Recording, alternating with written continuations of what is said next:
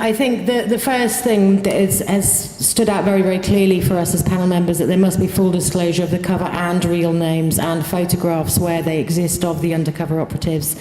That seems absolutely integral to begin to get to the bottom of what's happened in the undercover policing inquiry. And linked to that, our second recommendation is that the names of groups that were spied on are released immediately. There is absolutely no need for that information to be kept secret any longer. That is known, that needs to be in the public domain now. Thirdly, we like being on the panel. We think we should be instructed to be on the panel.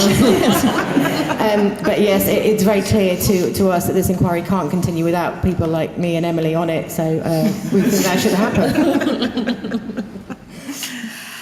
And as part of that, we think all our personal files should be released immediately. There is no way that we can start getting to the bottom of what has happened to all of us, panel members included, unless we have our files.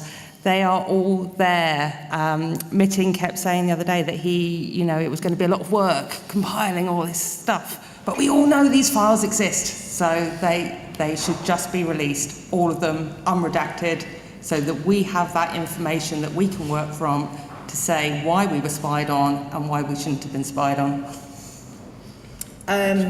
Our next recommendation is that the inquiry is immediately extended to all areas of the globe where we know that those Spycops were operating, with full recommendation to ask the governments of those countries to cooperate fully with our inquiry. We believe it's absolutely imperative that we follow the evidential trail to where those Spycops went and what they find out to what they did in those countries.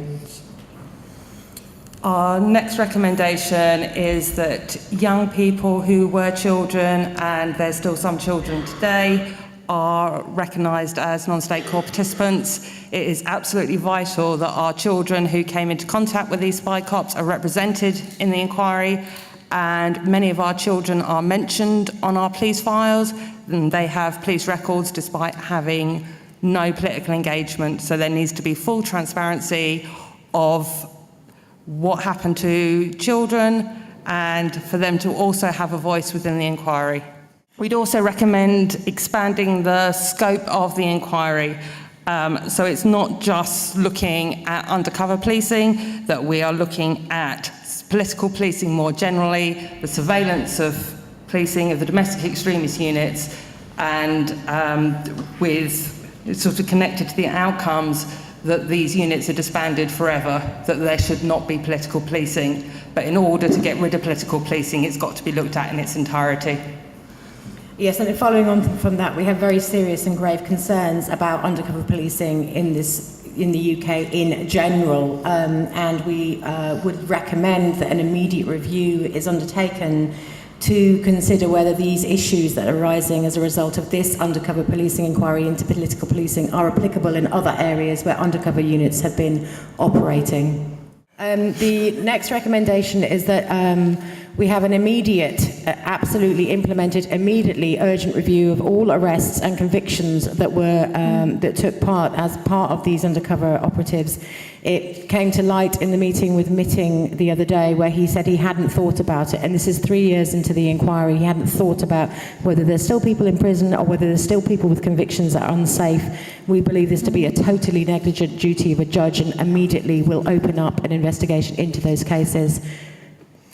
Our next recommendation is that all the necessary resources are made available so that the judge and the panel can complete this important task. It is absolutely vital. We're talking about miscarriages of justice going back to 1968, people being spied on since 1968. It is vital that we have the resources to carry out this task. I'd also caveat that by saying, if we just release the cover names, the names of groups in our files, we could make this whole process a lot quicker and easier. This is our last recommendation for now, but no means our least. We haven't had time to go away and reflect. But the other thing that we do feel that is happening in this inquiry is the level of police delay is unacceptable, and we are requesting an increase in serious penalties for non-compliance of the police in the inquiry. Okay, I think that's pretty good and summarises just about everything. I would like to add, as the chair, that the inquiry fully examines institutional racism and sexism, and also institutional prejudice against working class organisations.